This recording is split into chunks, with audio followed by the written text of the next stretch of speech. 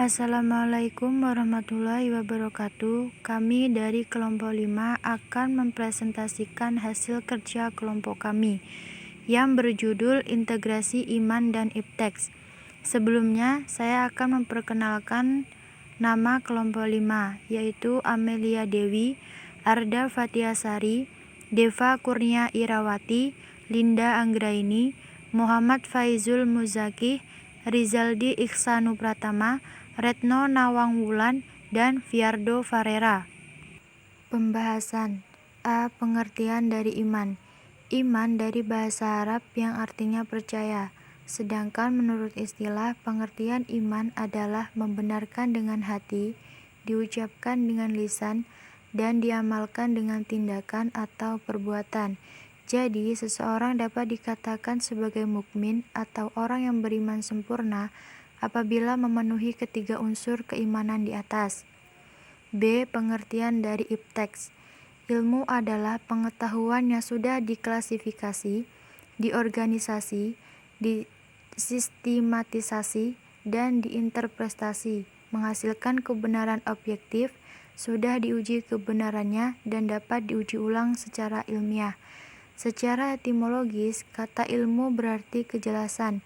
Karena itu, segala yang terbentuk dari akar katanya mempunyai ciri kejelasan. C. Islam. Islam sebagai agama penyempurna dan paripurna bagi kemanusiaan, sangat mendorong dan mementingkan umatnya untuk mempelajari, mengamati, memahami dan merenungkan segala kejadian di alam semesta. Dengan kata lain, Islam sangat mementingkan pengembangan ilmu pengetahuan dan teknologi. D. Peran iptek dalam berbagai sektor kehidupan. Kemajuan teknologi adalah sesuatu yang tidak bisa kita hindari dalam kehidupan ini, karena kemajuan teknologi akan berjalan sesuai dengan kemajuan ilmu pengetahuan. Setiap inovasi diciptakan untuk memberikan manfaat positif bagi kehidupan manusia, memberikan banyak kemudahan, serta sebagai cara baru dalam melakukan aktivitas manusia. E. Menyelaraskan iptek dan iman.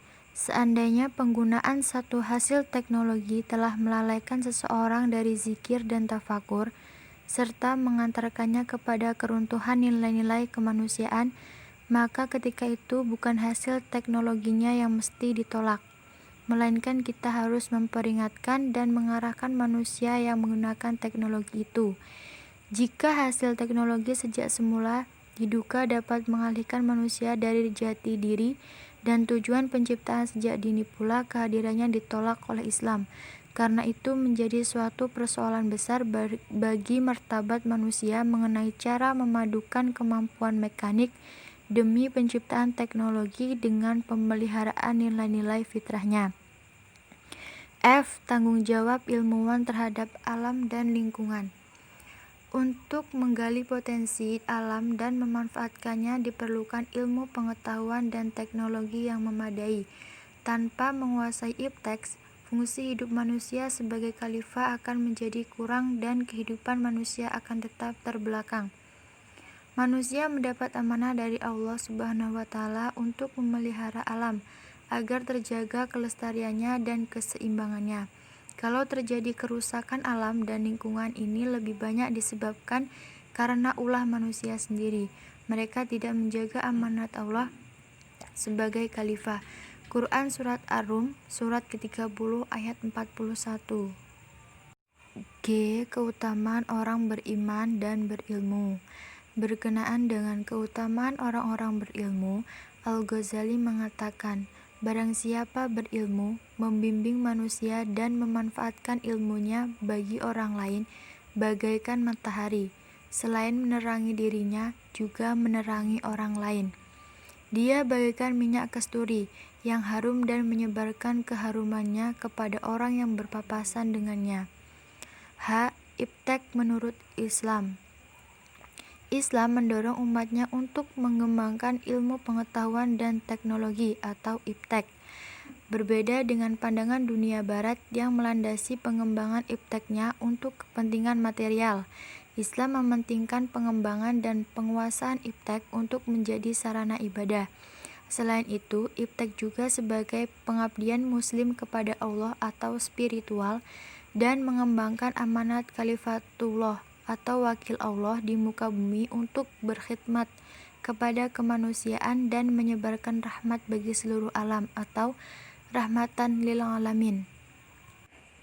Kewajiban menuntut ilmu dan mengamalkannya.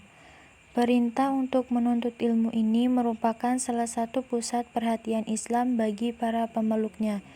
Manusia diwajibkan untuk menuntut ilmu karena hal ini sebenarnya telah dijawab oleh Al-Quran sendiri, di mana menurut Al-Quran Allah menciptakan manusia dalam keadaan vakum dari ilmu. Lalu Allah memberinya perangkat ilmu agar mampu menggali ilmu dan mempelajarinya. Karena memang ilmu itu harus digali, dipelajari, dan diamalkan sebagai firman-Nya. Dan Allah mengeluarkan kalian dari perut ibu kalian dalam keadaan tidak mengetahui sesuatu pun, dan Dia memberi kalian pendengaran, penglihatan, dan hati agar kalian bersyukur. Quran Surat An-Nahl ayat 78. Keutamaan orang yang berilmu. 1. Derajatnya ditinggikan di sisi Allah Subhanahu wa Ta'ala dibanding mereka yang hanya ahli ibadah. 2. Berkesempatan memperoleh amal jariyah jika ilmunya diajarkan. 3. Jalannya menuju surga akan dimudahkan Allah Subhanahu wa Ta'ala. 4. Memperoleh kebaikan hidup dan juga karunia dan lain sebagainya. Hikmah memiliki ilmu pengetahuan. 1. Menjadikan kita pribadi yang cerdas dalam membedakan yang benar dan yang salah. 2. Menjadi modal utama dalam mewujudkan cita-cita hidup. 3. Menjadi bekal yang baik dalam menyelesaikan masalah dan tantangan yang dihadapi dalam hidup. 4. Lebih mendekatkan diri dengan Tuhan karena agama pun harus dengan ilmu dan lain sebagainya. Sekian presentasi dari kelompok kami, kurang lebihnya kami mohon maaf. Kami akhiri, wassalamualaikum warahmatullahi wabarakatuh.